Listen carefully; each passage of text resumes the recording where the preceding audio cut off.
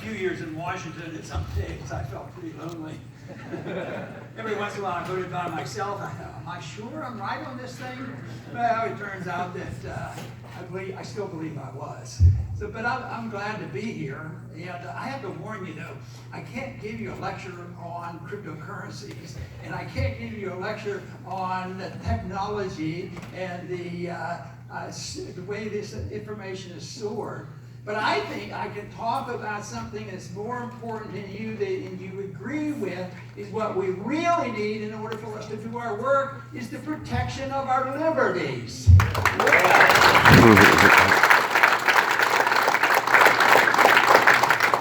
For centuries, they've tried to sort out this issue of church and state. Churches sometimes justified criticism over the many years. And there was a general agreement, even in our country, that there would be separation of church and state, and I think most people would say yes. But right now, I think what's getting a little confusing is what is becoming church and religion is the definitions are changing. Sometimes environmental fanatics claim they have their religion. So I think it's that, but I want to go a little bit further than separating church and state. I want to, for instance, separate church from education. Why? I mean, the church is to separate the government from education. That should be separate. There's no authority for our federal government to run our education system. And most of our problems come from the colleges.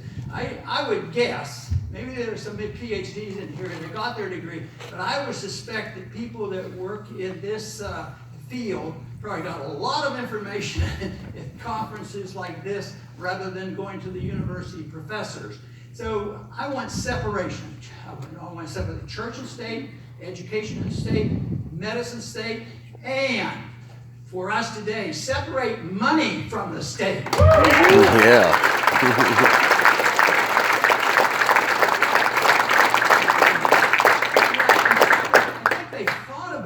I think they're confused because they're separating us from our money. We have to do something differently. No, and there's been talk of this. Hayek talked about competing currencies and getting the government out of the way. But if you look throughout history, governments have wanted control of the money. They always want monopoly control of it. Even when they tried to hone in on the gold standard and all this, government was always interfering. So I think that for us to thrive in a personal, social, and philosophic manner, liberty is the most important thing that we can deal with. And then let people like you sort it out. And that means that the least amount of government, the best. I don't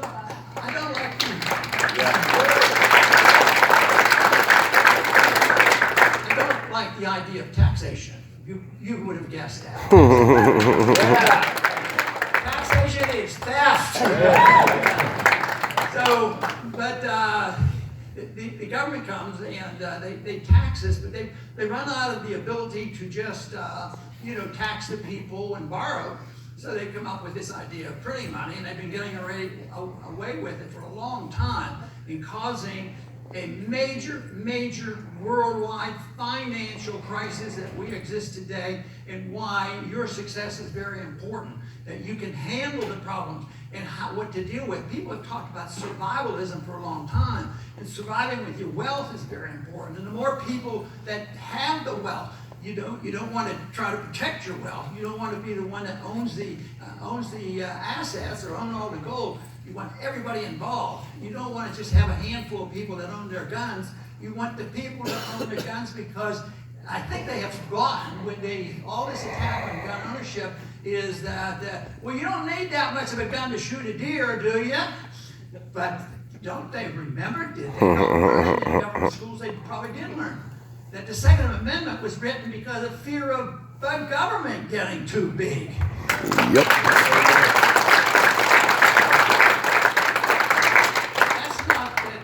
Now, Jefferson was pretty aggressive. He thought it should be used every 20 years. But I think that,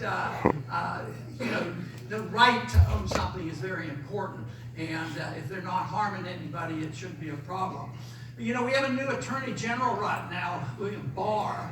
And it seems like he's an improvement. At least he's, I think, trying to expose some of the real corruption in in the CIA and the FBI and what happened in the last campaign. But just yesterday, this past week, he has been starting to push a new form of legislation. He wants to surveil everybody as a potential domestic terrorist, because if you have a bunch of guns and you don't like, if you've written something about the government, you might be a terrorist, which means it's a red flag type of thing. Oh, go up to the government and say, my neighbor here has 2 guns over there, and I don't know, I haven't seen him shooting any rabbits lately. So they know exactly what they're doing. They want to corral us, and they want information. So that's why, yes, what you do is very important to protect financial assets, but ultimately, governments are overwhelmingly powerful. One of the 2 things that they have done with money, they monopolize money and a monetary process, but the one thing that has to come up to an end is the monopoly control over money by government, and also to eliminate the whole concept of central banking. And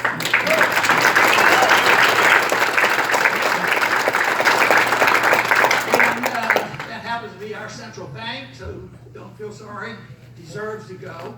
But central bank and the Federal Reserve has been around since 1913 and it's played havoc. You could argue, look at the wealth that's been created in the last 100 years, and a lot of wealth has been created over the last 100 years or so. But it's not because of the Federal Reserve, it was in spite of the Federal Reserve. But the whole thing is, and that's why I know a group like this is much further along about the conditions of society, morally, socially, and economically, because the system is built on debt. And the debt can't last forever, but no matter what seems to happen today, people think it will last forever, and now they're talking about stock markets going to 50,000 and 60,000 and all, but it's all fake. This is fake wealth. And if reproducing digits of money, like printing money, and that's what the Fed does, is a move toward wealth, anybody that believes that's mistaken. Because it dilutes wealth, it distorts wealth, it causes malinvestment, it encourages big government, it encourages the borrowing, it encourages people to take out student loans to trillions of dollars. And right now, our country plus the whole world are facing huge debts. We talk about the national debt, 22 trillion dollars. But what about the pension funds and Social Security and everything else? And the other thing that's hard to measure is how much of the inflation have we already exported, but it's coming to an end. People took dollars welcomely and put them in as gold and put them in their reserve. And that has to unwind, and it's starting to happen. And wait till it comes back. I think that the American empire, and I don't feel sad, but the American empire is on its last legs, and it will end, and it's going to be rough and tumble. But the more we know and understand that, the more we can help prepare. So the better off we are physically and morally, as well as financially and able to survive, the better off we'll be. But it's going to be a tremendous challenge. We've already seen this happening. What they do is they argue the case that, well, these things are all right. It just takes time. But the argument all the time is that, in environmentalism, which is radical and it's over the top. I'm an environmentalist, but I'm not that kind. I mean, they say, if you disagree, they say, science has settled this. You're not allowed to talk about it. Now, if you want one person, you want Mark Zuckerberg to come up next week and say, it has been settled. Cryptocurrency, he knows the most about it. I would think after those women in Congress, I don't think she should be talking about cryptocurrency. So the whole effort is significant because there's a lot of unwinding to do. Nobody knows what the trouble is. But the foreign policy intertwines with the financial system. You didn't have the Federal Reserve. What was the first thing they did with you got the Federal Reserve? They paid for World War I. Then they inflated in the 20s. And then they had the Depression of the 30s. Then they inflated from the war, World War II. And we're doing it incessantly. But we've been powerful. We do have wealth.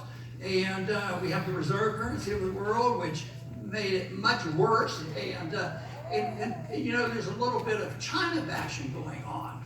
And I don't know all the details. I'm sure China has their shortcomings. But I know more about our shortcomings and I feel a greater responsibility about talking about it.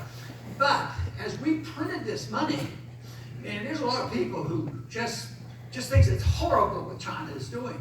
But they took our dollars. We exported our inflation. They took our dollars and they have inflation problems and they have correction problems to go through. And they also have cash in the bank. But now, it's just like it was bashing Japan a few years back. If Japan had the money that we printed and bought their stuff, then they come over here, oh, they're buying up this and this. But the Chinese aren't buying it up. But who's at fault? It's the system. It's the system designed not to help the people. In the course of all these things that have gone on, guess who have gotten poorer? The middle class. The middle class is getting wiped out. And this is not something brand new. Mises talked about this 100 years ago. He says if you destroy a currency, you will destroy the middle class. And that's what we have done. So what happens now? You wonder, how in the world could socialism be so popular now? Some of the statistics, that may be a reflection of total ignorance, and they don't even know what socialism is. But you know, when I first went to Congress in '76, I was not known as a libertarian, and in Washington, they'd see me voting differently. Man, my shoulders are killing me. Pro-civil liberties and anti-war and pro-free market. And they would come up and they were totally bewildered, other congressmen. What are you doing? Why? And the conservatives were bewildered. Why are you voting for this with this liberal? You know? So it was then that people were confused, but later on they sort of straightened it out. And one thing that impressed me was that other congressmen, when they would come up to me and there was a tough vote, and they wanted to discuss it or justify it, I don't know why they wanted to justify it with me. They say, I really am with you. I'm libertarian on this issue, you know. But they did I've never had anybody come up to me in Washington and say, you know, I'm a socialist on this issue. And of course, one way or another, they're all socialists, and not the total program, but then, oh, I'll take this program, and I'll take this program. So socialism has changed its popularity, and that's very, very dangerous. And that's why I believe that we have to invest some of our time and money and effort and teaching into knowing what kind of society we want. And the main reason I've been interested in the monetary affairs is I got fascinated in the 1960s when the Austrian economists were predicting that Bretton Woods would break down. That was a big event for me because they sounded like they were telling the truth, and I was watching it. And I can remember the very night of August 15th, 1971, Nixon comes on the air and said, we're going to close the gold window, when the foreigners not have gold anymore. Of course, we had already taken it from the American people because, Roosevelt did that. So that was a big event, and we're still suffering from it. It's lasted longer, though. The bubble is so much bigger. So every time you see something getting bigger, that means the collapse is going to be much worse. And there's going to be a lot of pain and suffering. And I still go back to the whole idea that liberty is the answer to so many of our problems, whether they're social or economic or whatever, because it's not complicated. I mean, it's very simply put together. There's no challenge to anybody's personal, honest faith, their religious faith.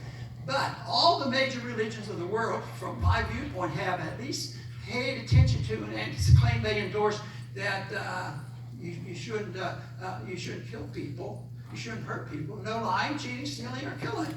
And they all debate that. And then, of course, a libertarian position is neutral on religion, so to speak, but that's what our principles are. You can't lie to people. You have to have a contract. You have to face up to it. You can't threaten people, steal from people. And the big difference is, what's so hard for people to understand, is they want bits and pieces of it. A conservative will say, yeah, that's truth. We want freedom in the marketplace. But when it comes to what you smoke, drink, and do, and how we're going to protect you, that's a different story. But the liberal comes along and said, yeah, that sounds good on the war issue, but we have to use the might of government to redistribute the wealth because it doesn't work. And so they reject it outright. And this is something that we have to challenge, because liberty is not divisive. I would suspect that you come together today, you're interested in money, you're interested in freedom, you're interested in the intellectual aspects of what you're doing, but I would guess that there's some disagreements somewhere along the way. If you took the whole universe of people looking at this technology, there's going to be disagreements. But they have to be worked out in a place of liberty. And the government can't come and work it out. That'll cancel it out. So you have to cancel out the monopoly approach to this and let people work it out. And because they are a lot smarter than the government. The government loses their sense of balance when the congressman goes to Washington. They don't know too much is what's going on. You know, there was one early story in our history in the Plymouth colony. I think is the socialists, the people who claim they're socialists, if they really cared about people, which I don't think they do, is to look at Plymouth colony. You know, they came over in the Mayflower. There weren't very many. Half of them died. In 2 years, they were starving themselves, and they were still dying. But they had total socialism. They said, these are dangerous conditions. Under dangerous, threatening conditions, you ought to have more freedom. No, they said, we'll work collectively. Everybody works and puts all the food in here, and everybody gets an equal distribution. And nobody wanted to work for their neighbor. So Bradford finally, after 2 years, said, we're doing it differently. They knew a little bit about this in Europe, that you could own property. So he says, everybody gets some property. And they couldn't believe the miracle that happened. The kids went to work, the mother went to work, and there was abundance. There was abundance enough to help the people who couldn't work. And it all had to do with private property ownership. So this is why money is so important, because it's the transfer of private property. And it has to be understood and upfront and honest and all these things, because the means of exchange is just crucial. If you think in today's terms, the monetary system, the money, we're not totally socialized. We have a bad system. But we're not totally socialized, but we have socialized money. They control 1/2 of every transaction. So even if you want to go out and buy a computer or buy electricity or whatever you need, they still measure in terms of dollars. And the dollar system is monopoly. So that means that there'll be a lot of distortion. There is a lot of distortion. And that's the reason conservatives who don't understand Austrian economics and free markets are always losing this fight to the left, who care about people. See, they care about people. We want to live like they do in Venezuela. We want to go to Zimbabwe. Or no, we want to go to the inner city, San Francisco. Heard that was a nice city. Hong Chow. It's coming. It's coming because we don't have any more money. We have units of account, but there's no wealth. And the more they produce, the more distortion there is, that you have to have a correction. You have to have, people say, Ron, how can you be so sure there's a recession, depression coming? Because it's in the cards. It's in the cards by central banking, creating an abundance of money and credit, causing people to do dumb things, especially government. But why is that so bad? Well, the people at the top get the money. The bankers and industrialists, they end up getting a lot of money. So if you're on the receiving end at first, that money has purchasing power. But why are people living in the streets? Are they all bad people? No, some of them have 2 or 3 jobs. They can't do it. And you know what they say? And they said it in the 70s when we had wage and price controls and all. They say, we don't have enough money. So they want the government, give them more money. And that's what you're saying now. The other day, I bet you noticed that the repo market wasn't working so well. It broke loose. There was a moment that the market worked. Yeah, but interest rates, according to the planners, have to be 2 to 0 or minus or whatever. So all of a sudden it broke down. They weren't prepared to, put in the reserves and feed it in Oregon. Interest rates went to 10%. And then if you're in this class of people who are struggling as a consequence of a very vicious, immoral monetary system, well, I have to borrow, my kids going to college, I have this medical bill. You can't just write them off and saying they're bad people and they won't work. So a bunch of them do. And what they do is they add it to their credit card. Credit cards are high and the student loan prices are high. It's not going to be paid for. They can't. It's not going to pay for it. It's a way how's it going to be liquidated. The government already knows it. One of the most insane chant from the central banks, who I imagine has been going on since Greenspan was in, that because they started saying, well, Greenspan kept the interest rates too low, too long. So they think that all you have to do is lower interest rates and everything's going to be okay. But the more they do that, and they're not going to change because it'd be impossible. Can you imagine a congressman coming to his district and they get umpteen $1 billion in food stamps and all this? We have to wean back. He's not even going to mention it. Trump, the conservative, he says, print faster. I'm trying to get reelected. Print. So it's not going to happen. They're going to keep printing until something elicits the correction. But the correction is built in. It's coming from the Federal Reserve. So I know you're dealing with the consequence of that, but you have to. The Federal Reserve is going to fight. Bitter end. They want control. Governments want control. They get control of the money system, and then they have political control. And the real tragedy is that a certain class of people, the ones on the margin, even though they may be working, but their prices are going up. They can't pay the rent, and then they say, but government is working on that. They're trying to raise inflation rates. It just still blows my mind that we would, after living through the 70s, that now we have a system that for months, years, the Federal Reserve has a policy of producing 2% inflation rate. They admit that the purpose of what they're doing is to steal 2% of your money, and that used to mean something. But for the bankers and others, actually, they can capitalize on this, make more money, because the lenders, the people who do put money in the bank, they don't get anything for it, and they keep doing the same thing over and over again.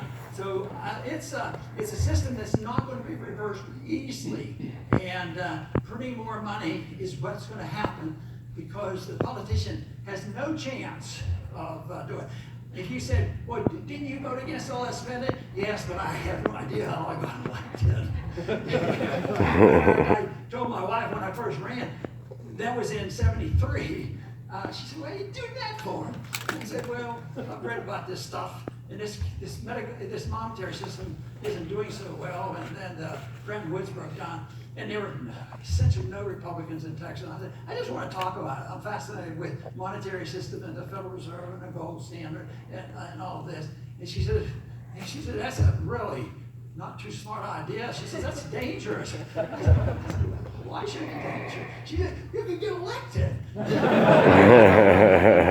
guarantee you there's no way they would elect me like it.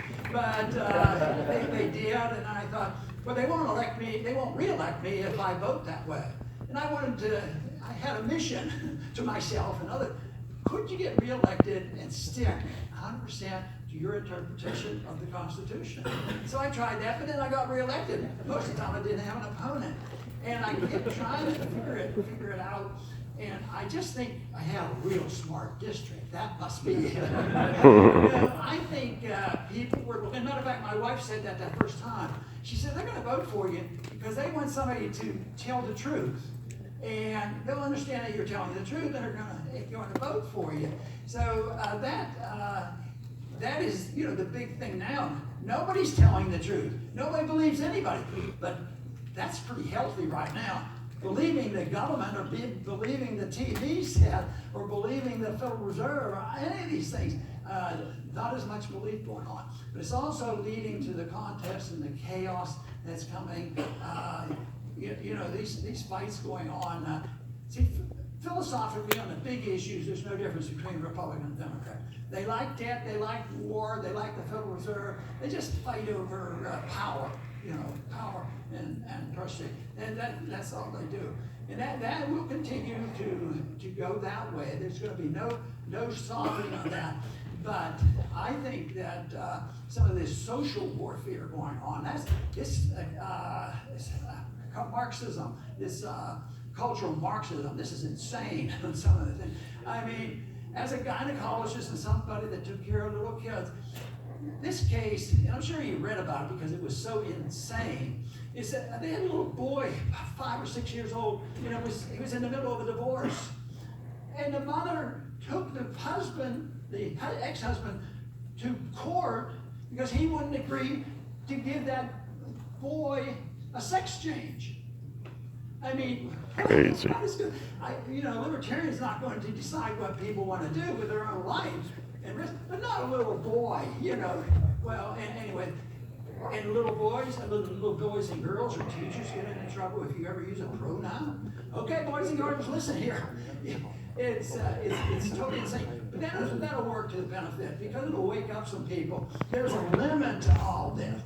And I've still remained an optimist, believe it or not. One reason is I come to conferences like this and I meet people who care a little bit.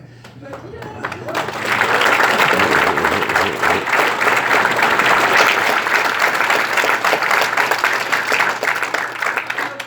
all the people I've met as neighbors and others. I used to say this more often with a little bit more vigor, but I'll tell you why I softened a little bit. No, I've always said I've lived in about 6 or 8 places. And I mentioned this to my wife. I said, look, we've had a lot of neighbors. We've had church work. We took our kids to school. I'm on all these baseball team. I've been in politics. I practiced medicine for 30 years. And I said, we met mostly really nice people. And I was never threatened with it. And I would say, we never had a bad neighbor. Then I, oh my goodness, what about Rand? He had a bad neighbor.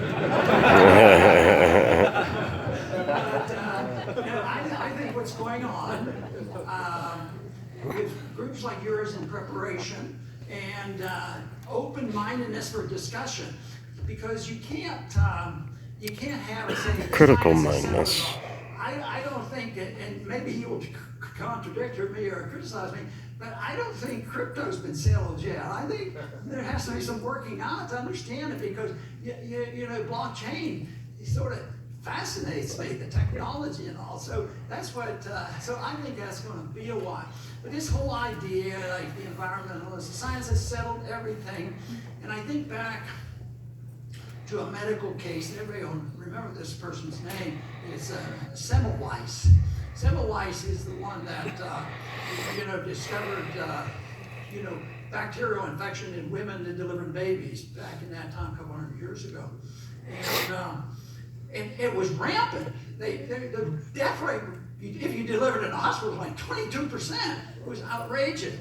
And Semmelweis studied it, understood it, and came to an absolute conclusion that it's the bacteria that we're carrying from one patient to another. And in one case, somebody was working on an autopsy and went into the delivery room. It was just gross. And I was thinking, so many of our problems that we have seem so complex, monetary and social, but the solutions aren't that difficult. Just think of those thousands of women that were dying, and his solution was wash your hands. And that's what I think we need to do, is wash our hands and come up with a much better system. And that I think is something that we all can learn from, because it wasn't complicated at all. And Semmelweis, the worst part of the story was, guess how long it took him to get the medical community to agree with him? 30 years. He went to his grave, early grave in his 40s, because they literally drove him nuts and put him in an insane asylum for teaching this thing. They wouldn't allow him to teach washing your hands. They drove him nuts, and he died at an early age. And so this is how resistant people are. So that's why not knowing, see, I know what I don't know, and I'm open to a suggestion. But that's what liberty should be all about. We should be looking on how to get along together. We should just do this in foreign policy. Why are we the policemen of the world? It's not in our Constitution. It's bad policy.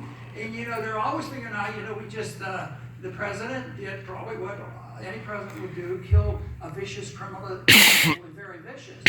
But the one thing they never asked from 9/11 on, they never asked the question as they would, if there's a murder in your hometown, you'll say, okay, A killed B. Why did he do it? What was his motivation? Oh, he was a disgruntled husband or something. Everybody asked for the motive, even when they started looking for something. What's the motive? But we don't do that at all in foreign policy. If somebody comes here and bombs us, nobody said, why 9/11 happened? Well, Edward Snowden, who's getting ripped off, let me tell you. He said that 9/11 could have been prevented. He doesn't say, I know who did it and planned it. But the information was there. They could have prevented it. So it's something that we should be able to do a much better job on that we don't. And if we had a little bit more open mind on foreign policy, that we shouldn't be the policemen of the world. That's pretty good. Don't have it in the Constitution. That's pretty good. Natural born rights. It's immoral. We shouldn't do it. We're killing people that haven't attacked them. And then we go on, and there's no constitutional authority to do this, and we continue to do this. We never ask any questions, and then we say, well, it's all their fault. I think I have a religious faith, and I don't believe everybody has a religious faith. I'm very libertarian but libertarians would say, if they don't do it to us, why don't you look at it? What if they were doing to us what we're doing to them? How would they look at it? What if I live on the Gulf of Mexico. What if China or the Soviets were occupying the Gulf of Mexico? I think the Texans would be pretty annoyed with that. All Americans would be. We'd all rally together. As long as it's over there, we can't see it. We're doing the Lord's work, and that's what happens. And that's. It shouldn't be too complicated. Just do the things that you wouldn't have others do it. But I believe it brings people together.